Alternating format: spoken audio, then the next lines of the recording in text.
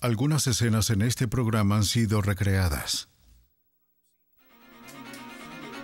En 1963, los detectives investigaron el asesinato de una mujer en California. Pero a la tecnología le llevaría casi 30 años atrapar al asesino.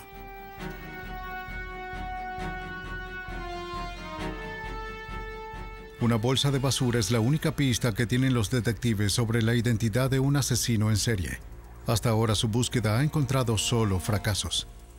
Pero una nueva tecnología de huellas dactilares les dará una última oportunidad para encerrar al asesino. En una investigación de asesinato en Vermont, la policía tiene a un sospechoso. Ahora todo lo que necesitan es evidencia sólida para condenarle.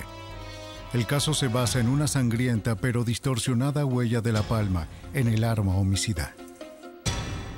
En los casos que parecen no tener esperanza, la ciencia encuentra una solución en las marcas reveladoras del agarre mortal del asesino.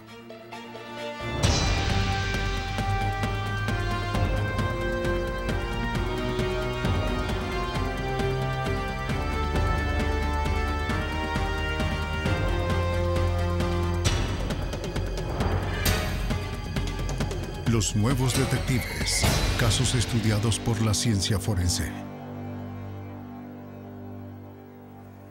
Agarre mortal. En 1985, un asesino en serie andaba suelto en San Diego, California.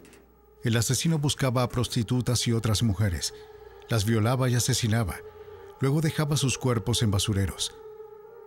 Para atraparlo, la policía necesitaba identificar sus huellas dactilares, lo que resultó ser difícil de lograr.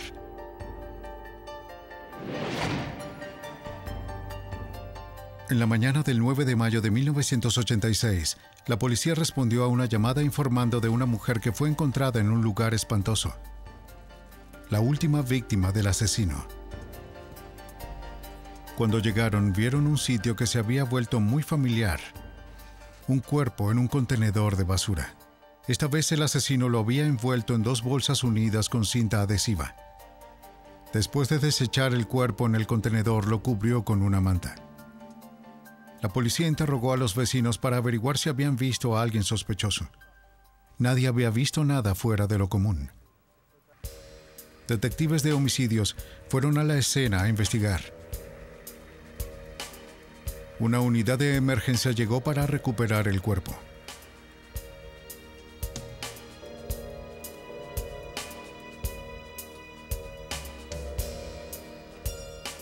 La víctima fue identificada como Joanne Sweets, una prostituta. La habían violado y estrangulado hasta morir. Varias de sus costillas estaban rotas. Esa era la tarjeta de presentación del asesino en serie. ¿El asesino eludiría a la policía de nuevo? Sería un caso difícil de resolver. Dado que la mayoría de las víctimas eran prostitutas, los asesinatos no siempre eran denunciados, o los pocos testigos presenciales no eran confiables. Pero esta vez los detectives pudieron levantar una huella dactilar del contenedor de basura. El detective Dan Hatfield formaba parte de un grupo de trabajo que trataría de detener la horrible ola de asesinatos antes de que la situación empeorara. El grupo de trabajo estaba compuesto por detectives del Departamento de la Policía de San Diego, el Departamento del Sheriff y la Oficina del Fiscal del Distrito. Principalmente todo el enfoque estaba en investigar a las mujeres que fueron encontradas asesinadas aquí en la ciudad. Hubo aproximadamente de 35 a 40 casos sin resolver. El caso de Joanne Sweets era el más reciente. Con un poco de suerte sería el último. Los detectives creían que el asesino vivía o trabajaba en el vecindario. Otros 2 cuerpos de prostitutas también fueron descubiertos en basureros cercanos. Varios meses antes, tuvimos a Tara Simpson, que fue hallada en el otro contenedor de basura adyacente al caso de Joanne Sweets. El contenedor de basura estaba ubicado en la T del callejón. A primera hora de la mañana, llamaron a la policía aquí. Encontraron el contenedor de basura completamente envuelto. El departamento de bomberos se percata que hay una mujer allí y que está gravemente quemada. Se perdió mucha evidencia debido al hecho de que ella se quemó gravemente. Varios meses después de que el cuerpo de Tara Simpson fuera encontrado aquí, subimos varias cuadras por el mismo callejón en el otro contenedor de basura donde se encontró el cuerpo de Trina Carpenter. Ella también había sido estrangulada, estaba envuelta en una bolsa de lona verde en ese momento. Hatfield estaba seguro de que el mismo hombre estaba detrás de la muerte de todas las mujeres, pero la investigación no reveló sospechosos. Una búsqueda manual de huellas dactilares en los archivos de la policía no arrojó coincidencias con la huella hallada en el contenedor donde estaba el cuerpo de Sweets. Quien dejó la huella no tenía antecedentes penales. El caso quedó sin resolver. 3 años más tarde, la experta en huellas digitales, Diane Donnelly, se unió al grupo de trabajo para colaborar en el caso de Joanne Sweets. Me asignaron este caso en 1989 a petición del Departamento de Homicidios, y este es uno de los casos en los que pidieron regresar y reexaminar algunas de las pruebas, para ver si hay algo más que se pueda hacer en este momento. Ella supo que los expertos en huellas dactilares ya habían intentado usar una sustancia química llamada violeta de genciana para sacar huellas de la cinta adhesiva que sostenía las bolsas de basura alrededor del cuerpo. El proceso puede exponer huellas dactilares dejadas en superficies pegajosas. Cuando un dedo toca el lado adhesivo de la cinta y se retira, las células de la piel quedan en la cinta. La violeta de genciana tiñe esas células, revelando la impresión. El experto repitió el proceso una y otra vez, pero no pudo levantar una sola huella.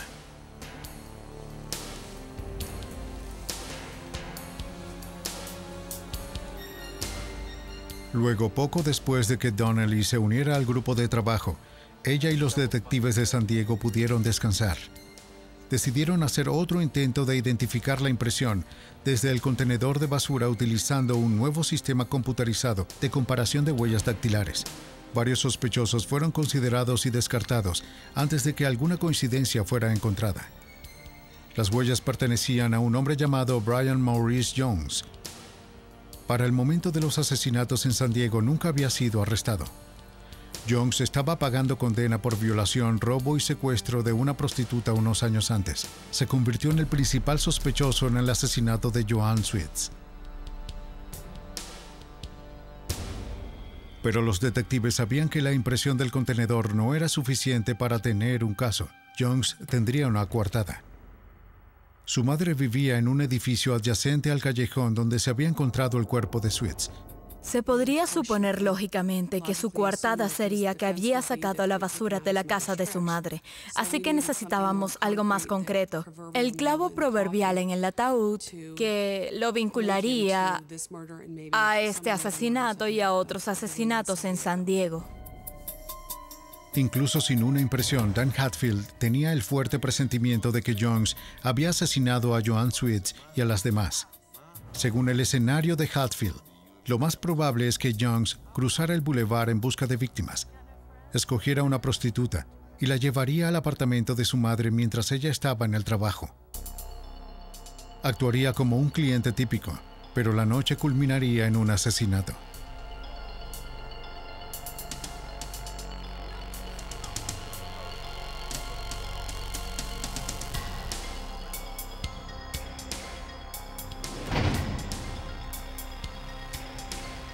Después envolvía el cuerpo y se lo llevaba al basurero. Jones todavía estaba en prisión por delitos menores, pero sería elegible para libertad condicional en 10 años. Si Hatfield podía vincularlo con el asesinato de Joanne Sweets, se aseguraría de que nunca saliera. Yo creo que cuando el señor Jones dejó el cuerpo en el basurero, probablemente sintió que podía salirse con la suya, ya que pudo escaparse de los otros 2 asesinatos.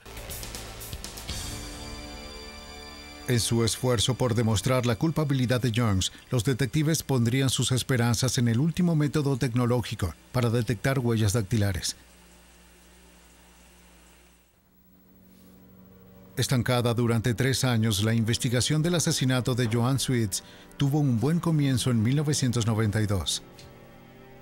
Los detectives se enfocaron una vez más en las bolsas de basura que el asesino usó para envolver a su víctima.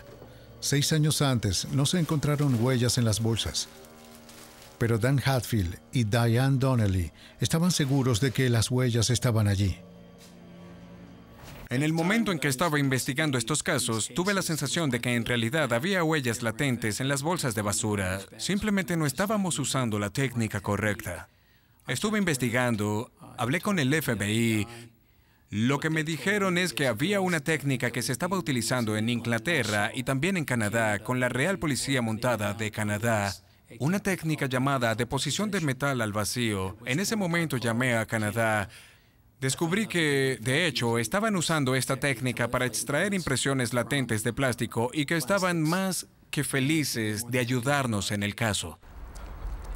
Donnelly llevó la evidencia a los laboratorios de la Real Policía Montada de Canadá en Ottawa. Tenía esperanza, pero las huellas tenían 6 años. ¿Se habrían degradado demasiado para que el proceso funcione? Estaban muy contentos y dispuestos a ayudarme en este asunto, pero no eran demasiado optimistas en cuanto a encontrar huellas identificables. El proceso, conocido como deposición de metales al vacío, se desarrolló en los Estados Unidos, pero la mayoría de las jurisdicciones no tienen el dinero para utilizarlo. Se utiliza más ampliamente en Europa y Canadá. Su principal aplicación es sobre plásticos. Pero para el experto en huellas dactilares Pat Laternus, de la Real Policía Montada de Canadá, es un proceso versátil que funciona cuando todas las demás técnicas han fallado. Es posible obtener impresiones de artículos tales como papel de revistas, toallas de papel, pañuelos de papel, impresiones muy finas.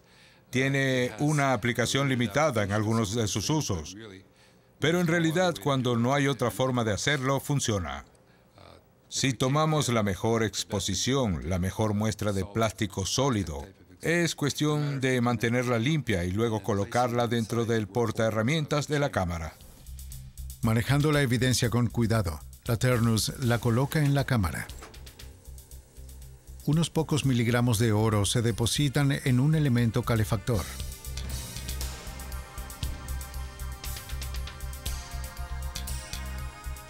Una vez que la cámara está sellada, las bombas crean un vacío. Una vez dentro del vacío, la fuente de oro se calienta y el calor está derritiendo el metal, que casi licuaría o herviría. Esto se puede comparar con el vapor cuando sube directamente hasta llegar a un punto donde se condensa en la superficie. Una capa delgada e invisible cubre la superficie de plástico de la bolsa de basura. Si la bolsa no contiene huellas dactilares, la capa de oro será uniforme. Pero si hay huellas dactilares, el oro se hundirá en ellas, dejando sin cubrir las crestas oleosas de la impresión.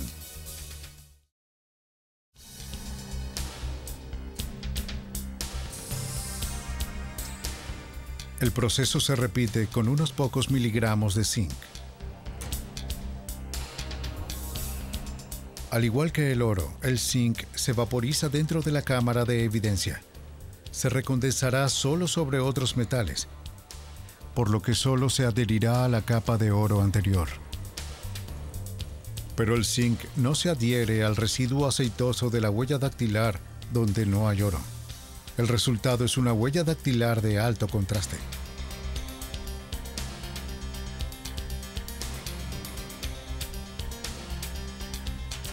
Las bolsas se sacaron de la cámara y se inspeccionaron.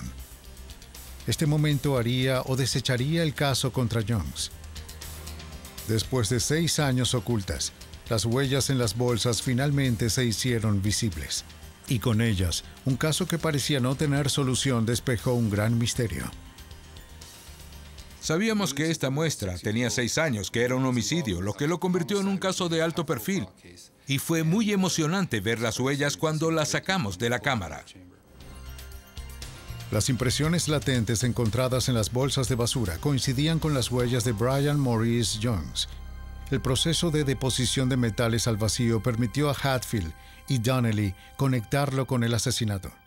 El clavo en el ataúd era, de hecho, las huellas latentes que se tomaron de las bolsas de basura y que volvieron a coincidir con Brian Jones, sin lugar a dudas. No había manera de que él refutara el hecho de que estas eran las huellas de alguien más. Ese fue el clavo en el ataúd, en lo que a mí respecta. En 1996, el estado de California juzgó a Brian Morris Jones por el asesinato de Joanne Sweets y varios delitos relacionados. Fue juzgado y condenado a muerte. Los avances en la ciencia de la detección de huellas dactilares habían resuelto un caso que parecía casi imposible. Me siento muy bien al respecto. El hecho de que a pesar de que estas víctimas eran prostitutas, también eran personas. Y creo que con su condena, creo que tuvieron su día en la corte. Y se hizo justicia. El proceso de deposición al vacío reveló las huellas dactilares de Brian Jones y logró su aprehensión. Pero fue una computadora lo que lo identificó por primera vez. En otro caso de California, los detectives utilizaron la tecnología informática para perseguir a un asesino durante 3 décadas.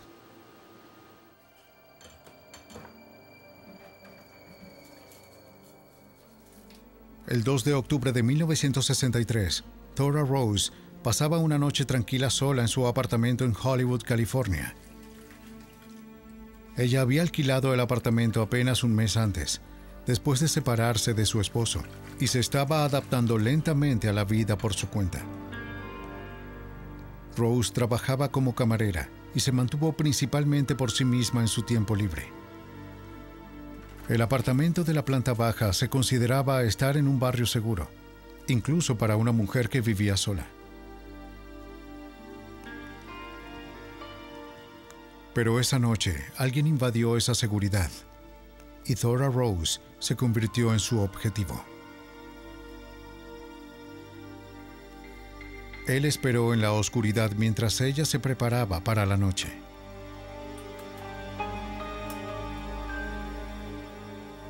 Cuando sus luces se apagaron, él hizo su movimiento.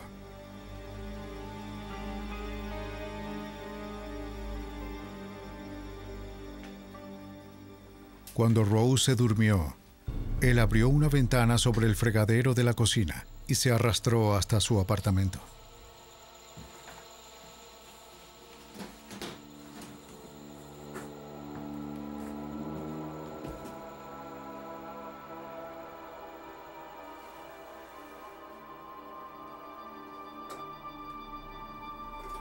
Una vez adentro, se deslizó a través de la cocina y luego hacia el dormitorio.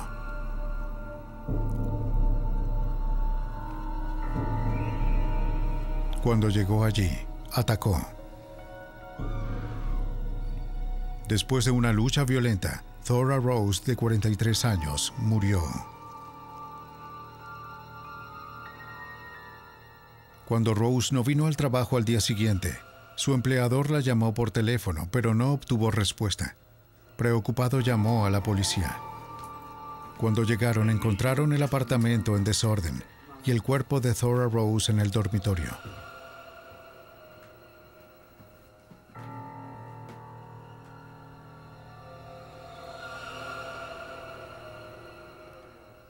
La policía interrogó a los vecinos, pero nadie había visto a nadie entrar o salir del apartamento de Rose. ¿Notó algo extraño? ¿Alguna persona? Nadie oyó una sola cosa. No vi a nadie. Fue uno de los peores crímenes que el tranquilo vecindario de Hollywood había experimentado. Casi 35 años después, el detective de la policía de Los Ángeles, Mike McDonald, visitó la escena del crimen. Hollywood en ese entonces era un lugar completamente diferente a como lo es hoy. Quiero decir, cuando piensas que Hollywood en el 63 seguía siendo la industria del cine, muchas residencias unifamiliares aquí, un par de edificios de apartamentos, un mundo completamente diferente. La tasa de criminalidad era prácticamente nada para comparar lo que es hoy. Hollywood ahora estamos promediando de 50 a 60 homicidios por año. En 1963 tenía 4. El asesinato causó un gran revuelo. La División de Homicidios del Departamento de Policía de Los Ángeles le dio la mayor prioridad al caso. Al principio, solo 2 detectives fueron asignados al caso. pero el número aumentó rápidamente a 6. Finalmente, 32 oficiales uniformados y 2 sargentos se unieron a la investigación. Recorrieron el barrio por un sospechoso. Dentro del apartamento, los expertos buscaron huellas dactilares.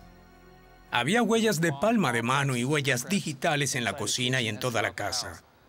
Hubo 27 huellas dactilares que se levantaron dentro de la residencia que va desde la ventana delantera hasta el dormitorio. Los policías que trabajaban en el barrio no encontraron nada.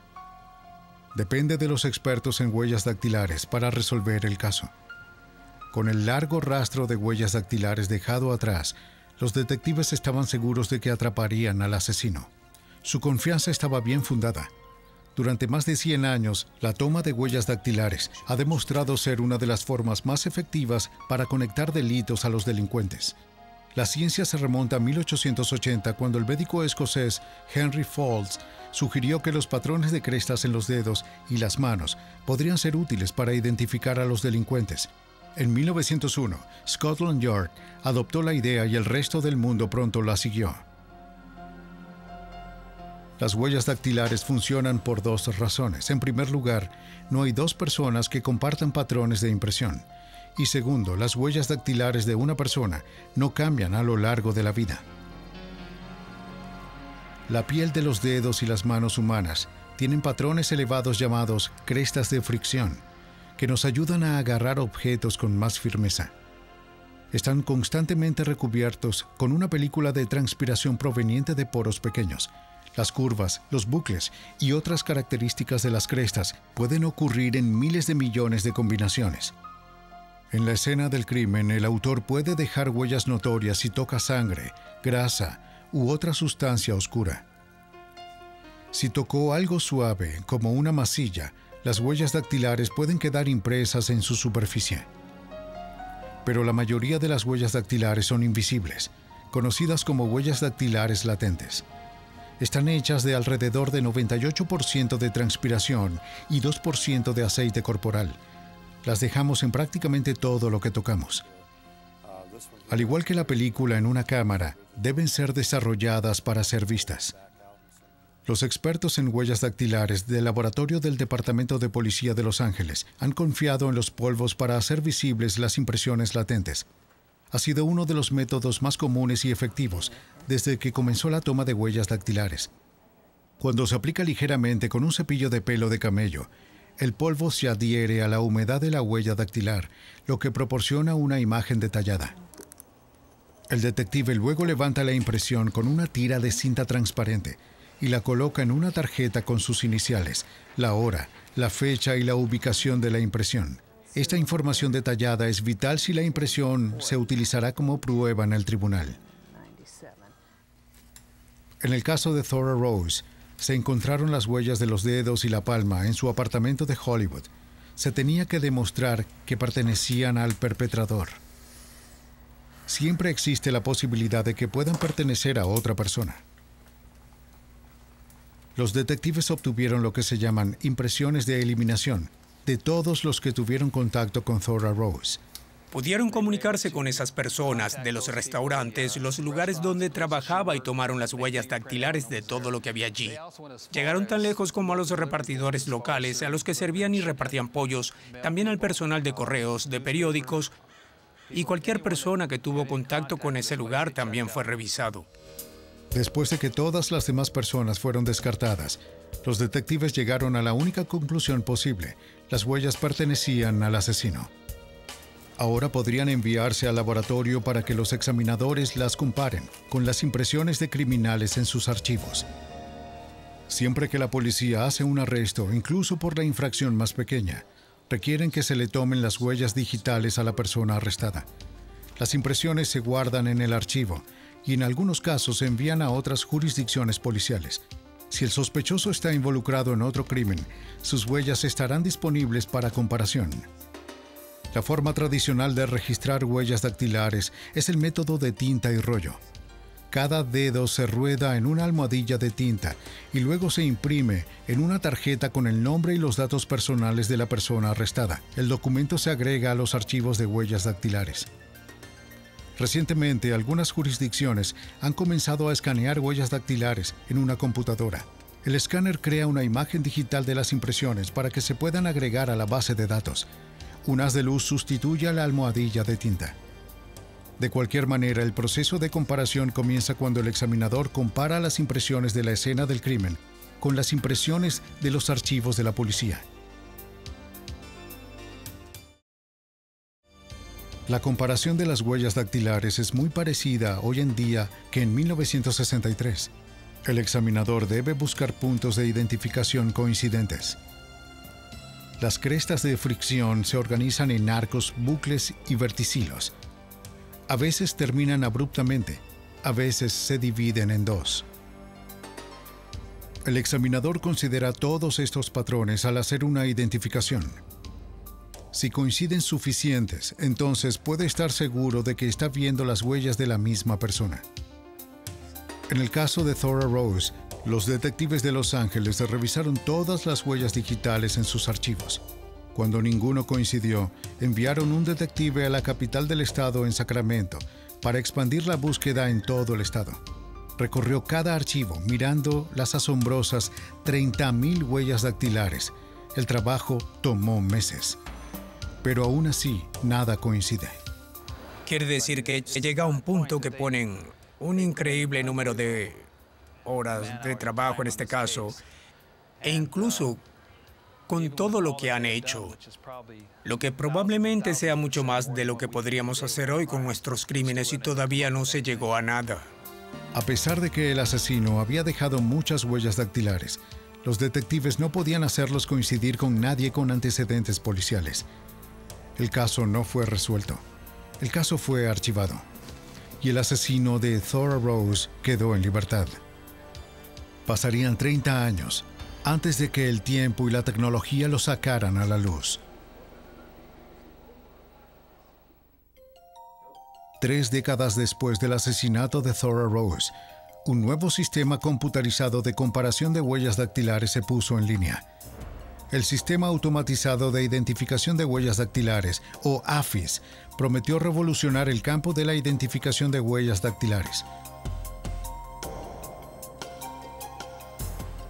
Realiza comparaciones de impresiones en una fracción del tiempo que tomó usar el método anterior. El examinador de huellas dactilares Donald Keir fue uno de los primeros en el Departamento de Policía de Los Ángeles en utilizar AFIS. El sistema de huellas dactilares tomó algún tiempo en utilizarse. Era nuevo. Tomó tiempo para utilizarlo y teníamos muchos crímenes que resolver. Keir y sus colegas utilizaron por primera vez AFIS para hacer coincidir las impresiones recopiladas de los delitos actuales contra aquellos en los archivos de AFIS. Luego intentaron un experimento para ver si el sistema podía resolver casos antiguos al hacer coincidir las impresiones no coincidentes previamente.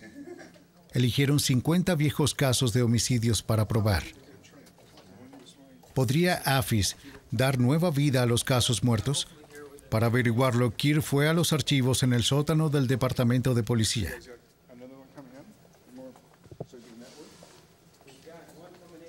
Allí, bajo el polvo de 30 años o más, había estantes llenos de viejos archivos de huellas dactilares. Fueron reunidos de toda clase de crímenes, algunos resueltos, otros no. Uno de los archivos que sacó contenía huellas del asesinato de Thora Rose. Fue el caso más antiguo seleccionado. La posibilidad de encontrar a un sospechoso después de casi 30 años parecía remota.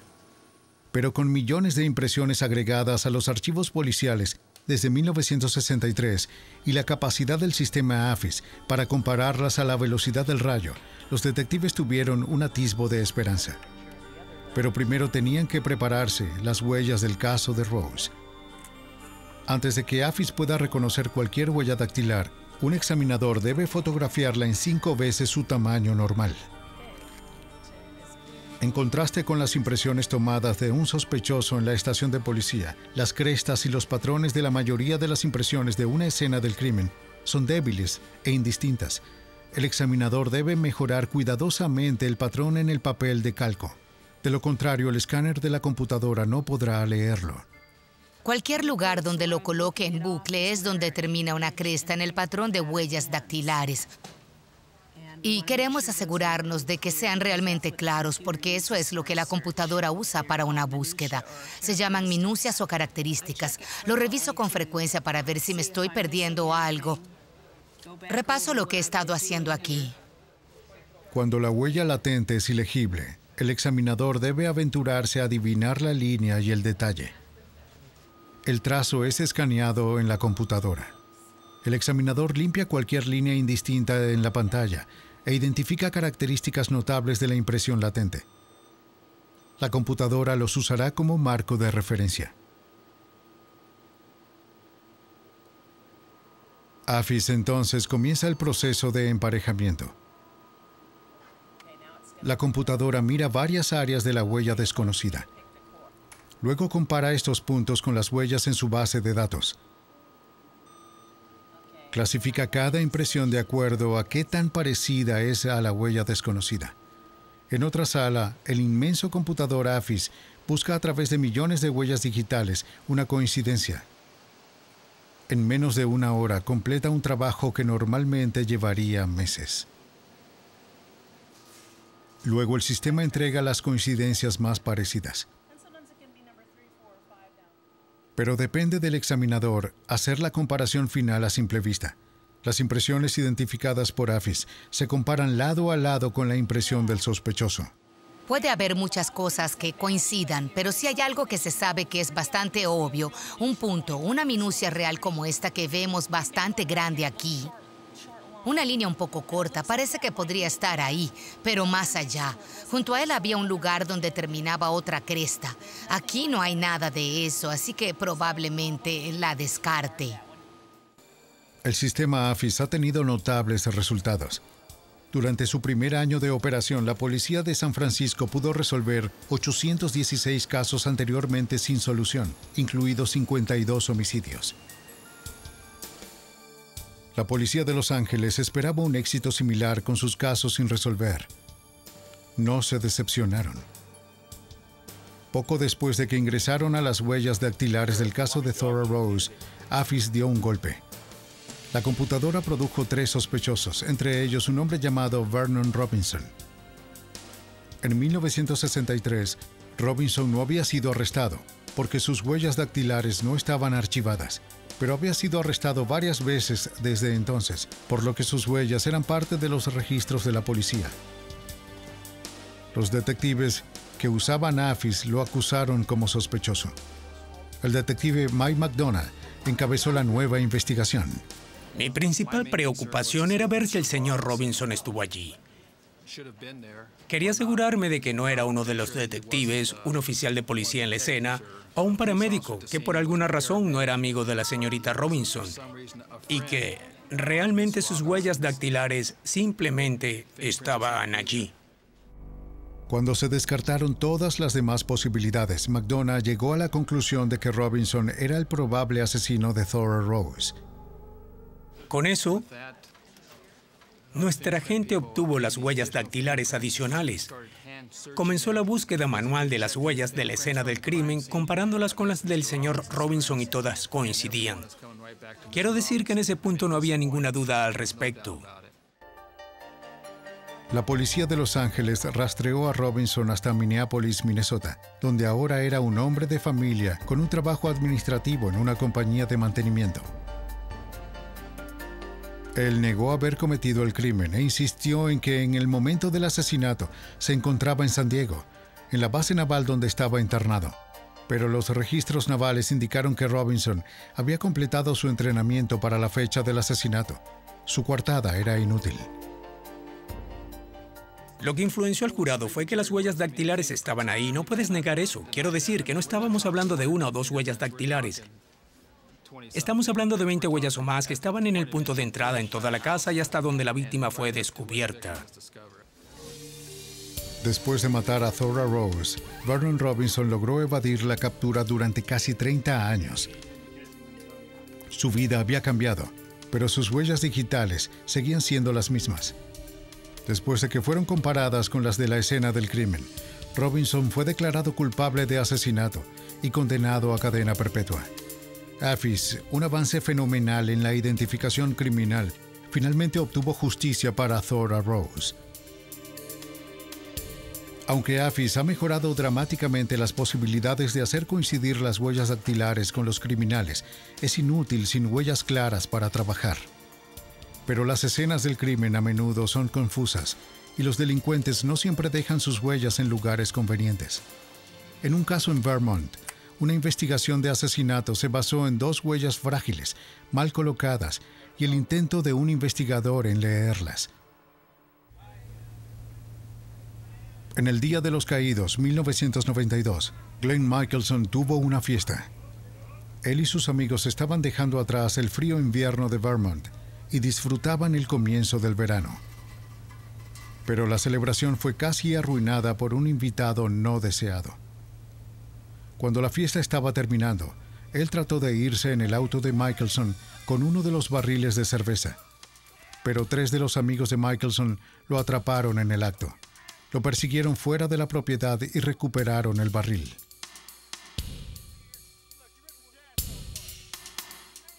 Una vez terminada la conmoción y vaciado el barril, los 3 hombres decidieron seguir celebrando en una taberna cercana.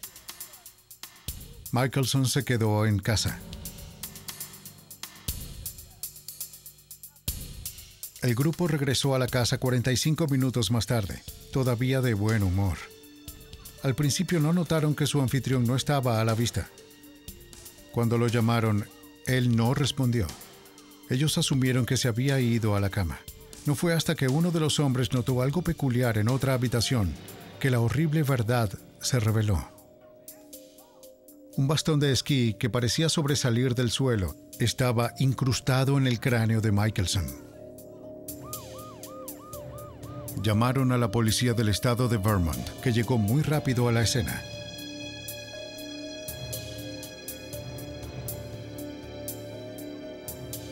Los amigos de Michelson no podían creer que el amigo con el que se habían reído hacía unas horas, ahora yacía muerto.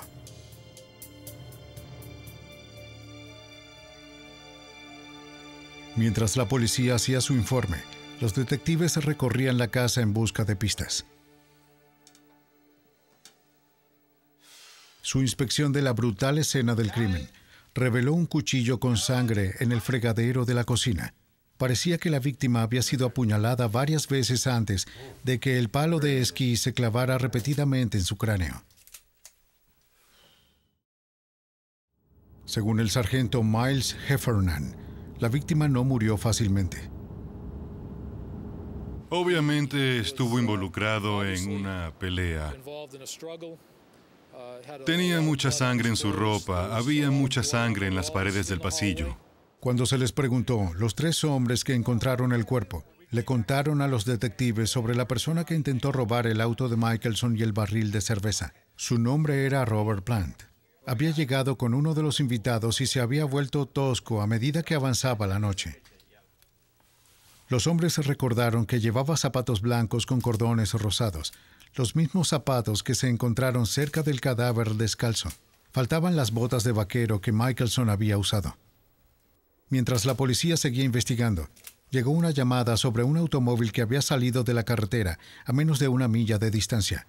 Un vecino llamado Robert Salzman hizo la denuncia. El señor Salzman estaba en su sala de estar con su esposa y su hijo cuando escuchó al automóvil salir de la carretera. Fue afuera y observó a Robert Plant caminando desde el vehículo hasta el porche delantero de la residencia del señor Salzman. Tuvo una discusión con Robert Plant. Inicialmente Plant parecía agradable. Preguntó si podía conseguir una grúa y el señor Salzman respondió que sí. Pero entonces Plant se volvió agresivo y rompió una ventana. Salzman lo echó de su propiedad y llamó a la policía. Llegaron a los pocos minutos y encontraron el auto al costado de la carretera. Coincidía con la descripción del vehículo de Glenn Michelson, pero Plant no estaba a la vista. Al parecer huyó a pie. La policía buscó en el bosque y lo encontró en poco tiempo, desmayado debajo de un árbol.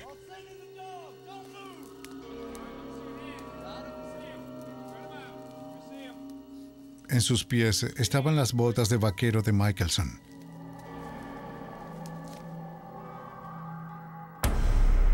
Fue llevado a la estación para ser interrogado y acusado de asesinato. A simple vista parecía que Heffernan tenía un caso sólido y fácil en su contra. Pero Plant negó el crimen y la policía no tenía testigos oculares. Teóricamente, Plant podría afirmar que había robado los bienes de Michelson después de que otra persona cometió el asesinato. Los detectives intentaron reforzar su caso circunstancial con evidencia forense. Las huellas dactilares de Plant. Sabían que las impresiones levantadas de paredes, lavamanos y cajones tenían poco valor, ya que Plant había sido un invitado en la fiesta de Michelson. Pero encontraron huellas sangrientas en la empuñadura del palo de esquí y en el marco de una puerta. Si estas huellas pudieran identificarse como las de Robert Plant, la policía podría resolver el caso. Para ayudarlo a hacer la identificación, Heffernan llamó al experto en huellas digitales John Creighton, del Laboratorio Forense del Departamento de Seguridad Pública de Vermont. Debido a que las huellas estaban grabadas en la sangre seca de la víctima, eran extremadamente incriminatorias y extremadamente frágiles. Los métodos tradicionales de espolvorear no serían efectivos. Afortunadamente, Creighton tiene un arsenal bien abastecido con los medios para recuperar huellas difíciles. La forma en que se levanta una huella depende del tipo de superficie en la que se encuentre.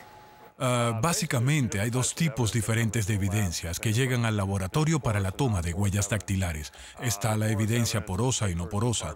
La evidencia porosa son papeles, cartones, cosas de esa naturaleza. La evidencia no porosa es madera, plásticos, metal, vidrio. Por lo tanto, dependiendo de qué tipo de evidencia sea, determinará qué tipo de examen se hace. El papel y otras superficies porosas no dejan humedad para que los polvos se adhieran. Un método clásico para levantar impresiones de estas superficies es el ahumado de yodo.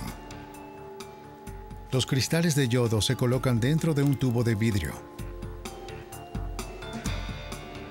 El tubo se llena con fibra de vidrio y sulfato de cobre.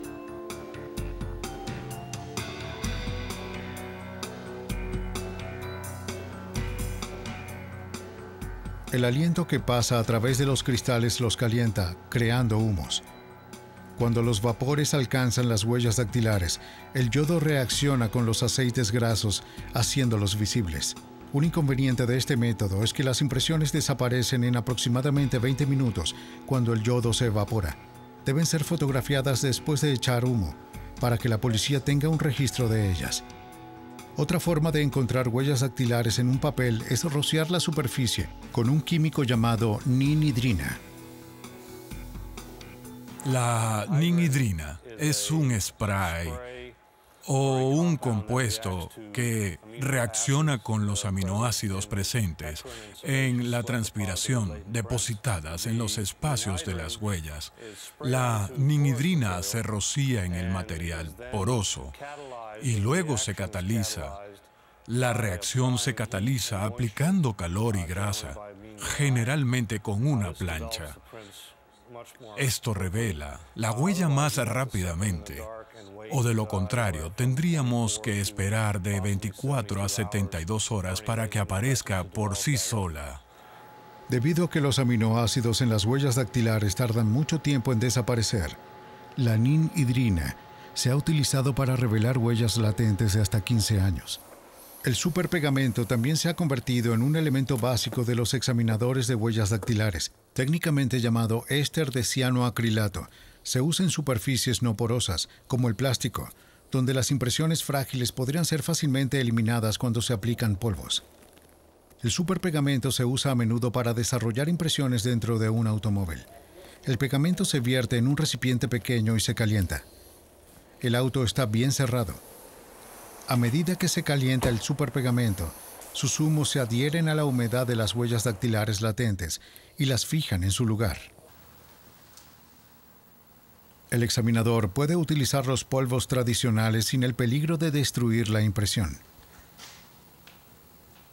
El caso de Glenn Michelson plantea un conjunto diferente de problemas. La huella sangrienta del pulgar en el marco de la puerta, cerca del cuerpo de la víctima, era apenas visible y demasiado delicada para levantarla. Creighton pidió a los detectives que retiraran la sección del marco de la puerta que llevaba la impresión y se la enviaran para que pudiera examinarla en un entorno más controlado. El trabajo de Creighton era hacer que la huella en el marco de la puerta fuera distintiva sin arruinarla. Entonces podría compararla con la de Robert Plant. Primero tomó fotografías para tener un registro de las pruebas antes del procedimiento. ¿Quieres documentar cualquier impresión visible en el elemento antes de realizar algún proceso, ya sea físico o químico? Entonces, una vez que hayas hecho eso y hayas recuperado las fotografías de ese elemento con la latente visible, pasarás al siguiente paso, que sería algún tipo de mejora química o física dependiendo del tipo de evidencia. Creighton roció el marco de la puerta con una mancha llamada amido black. El químico reacciona con la sangre, oscureciendo la impresión y facilitando su identificación. El amido black es una tinta de proteínas. Mancha la proteína, que se encuentra dentro de la propia sangre. Entonces, cuando las crestas o el contorno de la impresión en el dedo se depositen en la sangre, el amido black hará que la impresión sea más oscura. Le permite tener más contraste con el fondo. Las huellas dactilares sangrientas son muy frágiles en la mayoría de los casos, por lo que no se pueden levantar con cintas sin destruirlas, incluso después de que se hayan desarrollado con amido. En su lugar, Creighton fotografió la impresión mejorada.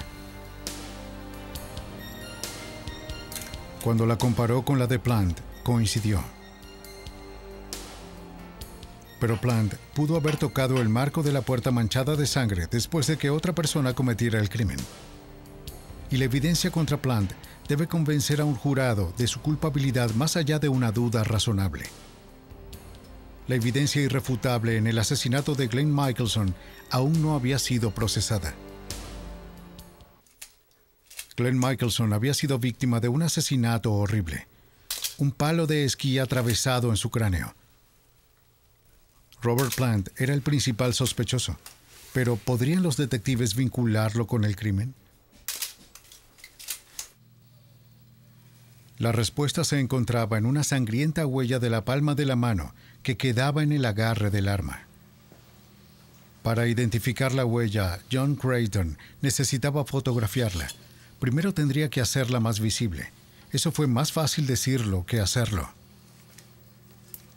El gran dilema era que se trataba de una empuñadura de palo de esquí negra y una impresión de sangre marrón rojiza oscura que se depositó en eso. Ahora, lo que tenía que hacer era mejorar el contraste, ya sea aclarando el fondo de la empuñadura del palo de esquí negro o aclarando la impresión de sangre en sí. Creighton iluminó la impresión con un Polylight, una lámpara que puede proyectar un amplio espectro de longitudes de onda. La luz produjo suficiente contraste para fotografiar la huella. Pero Creighton se enfrentó a un segundo problema. La curvatura de la empuñadura evitó que la lente de la cámara mantuviera enfocada toda la huella. Tuve que seguir girando la empuñadura del bastón de esquí para obtener suficientes características dentro del área del patrón o dentro de la huella latente que me diera suficiente información para hacer una identificación.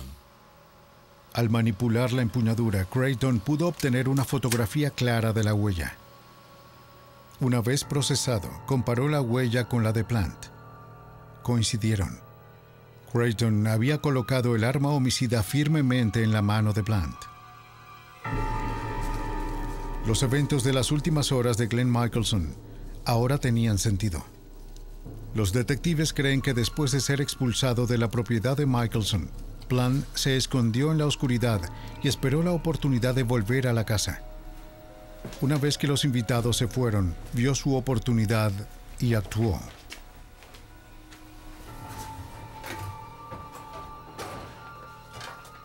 Entró en la cocina. Buscó hasta encontrar un cuchillo.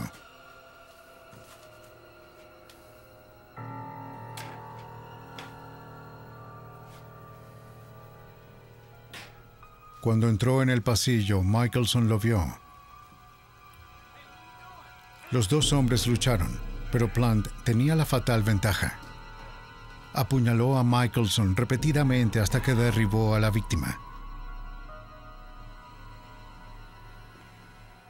Le quitó las botas a Michelson y se las puso en sus propios pies. Entonces se dio cuenta de que su víctima no estaba muerta.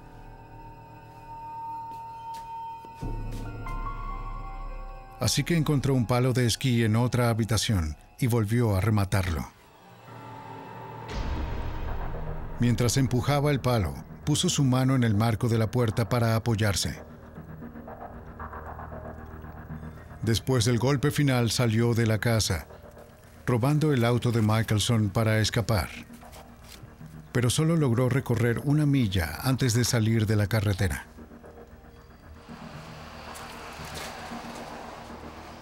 Las sangrientas huellas que analizó Creighton le dieron al detective Miles Heffernan la evidencia que necesitaba para condenar a Robert Plant. Fue muy convincente para el jurado. Es difícil de explicar. Tienes la huella digital del dedo en la sangre de la víctima en la moldura de la puerta y tienes la huella de la palma de la mano en el arma homicida. Cuenta la historia allí mismo. Por el asesinato de Glenn Michelson, Robert Plant recibió una sentencia de 50 años a cadena perpetua. Durante más de un siglo, las huellas dactilares han demostrado ser una forma confiable e irrefutable de vincular a los delincuentes con sus delitos.